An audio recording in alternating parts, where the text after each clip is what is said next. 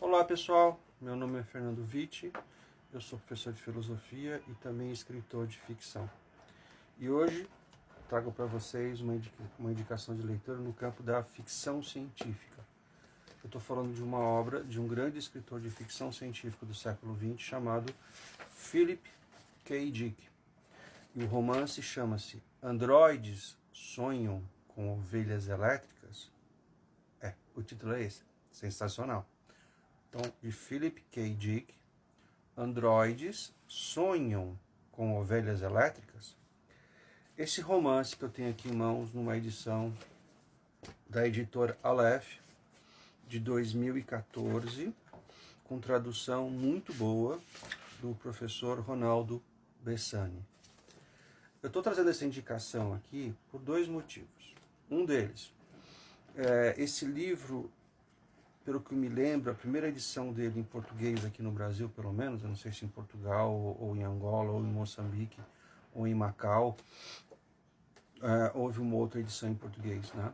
Mas eu lembro que nos anos 80 saiu uma edição, eu na época esgotou muito rapidamente, não achei nenhum sebo, aí demorei muito para poder ler o romance. Por que eu queria ler tanto esse romance?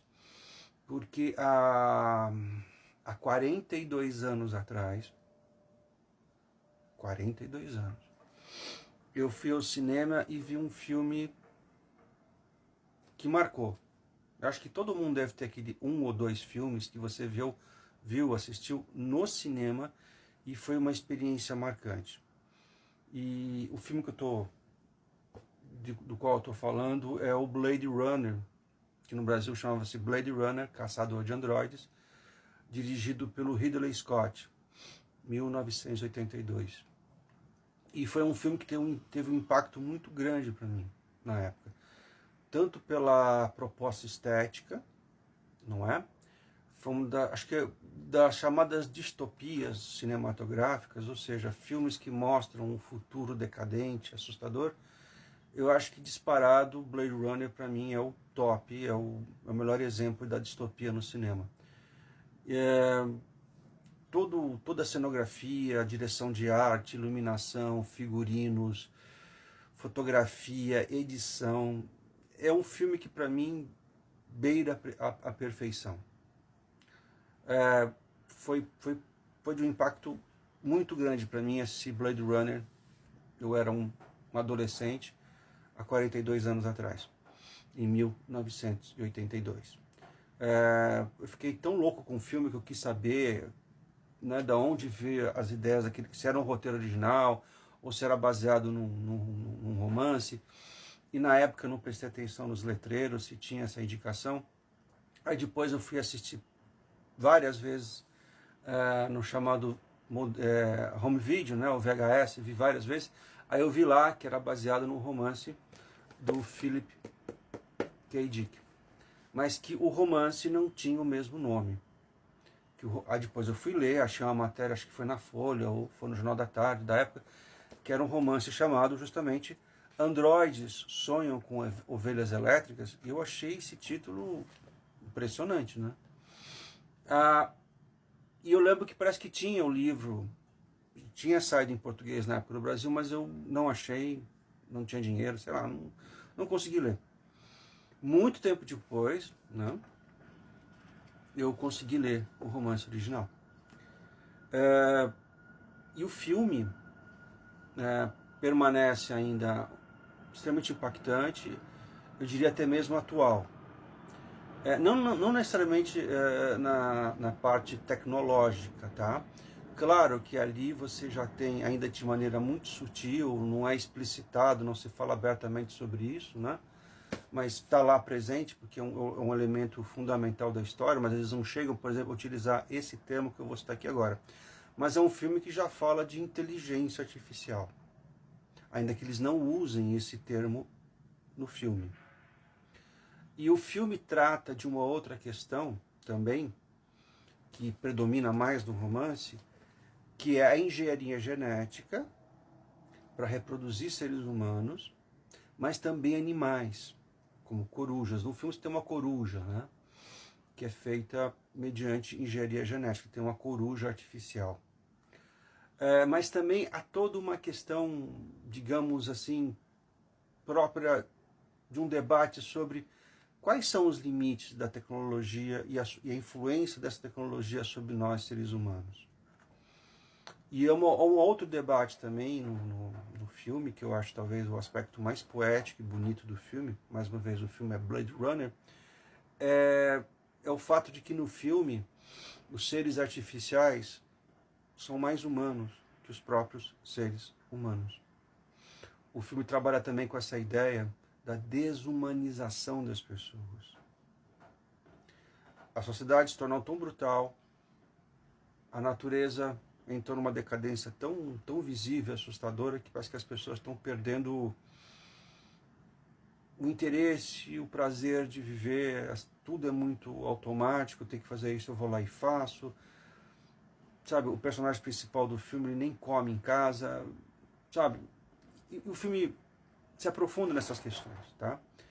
E talvez as imagens que servem melhor para poder retratar essa questão da perda de humanidade da espécie humana é quando o enredo trata dos desafios da memória.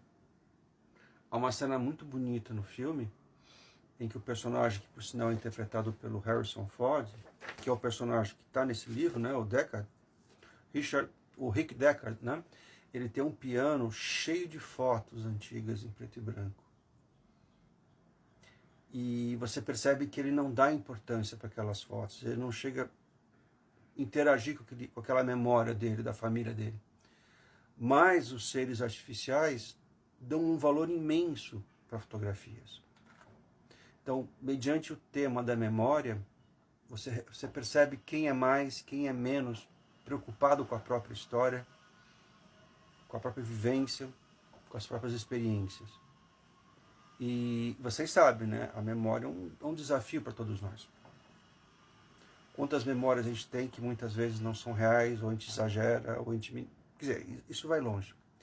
Mas um outro dado que me chamou muito a atenção nesse romance, mas não está tanto no filme, é que no romance os seres humanos cultuam animais. A natureza foi tão degradada, o homem está tão longe da natureza, que ter um animal no romance é praticamente uma experiência religiosa. Ou seja, você se reaproxima, tendo um animal em casa, da mãe natureza.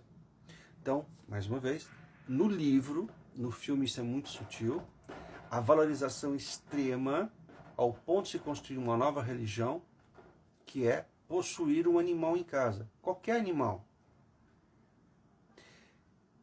E é interessante, né, gente? Hoje em dia, não estou julgando, estou só apontando. Você percebe o quanto os animais domésticos ganharam uma importância que eles não tinham há 50, 60, há 100 anos atrás. Recentemente eu fui ao cinema num shopping e vi um casal andando com um carrinho de bebê, mas dentro do carrinho de bebê não havia um bebê, havia um cachorrinho.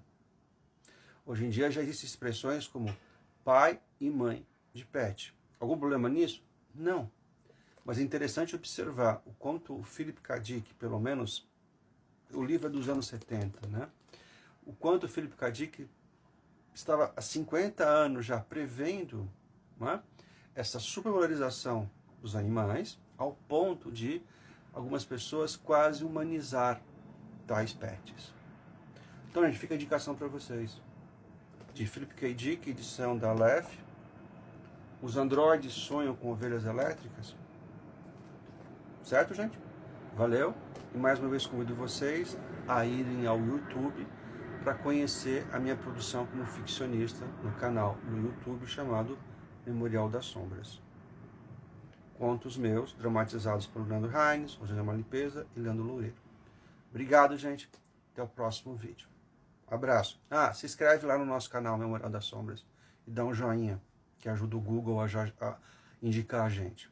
Obrigado, gente. Até a próxima.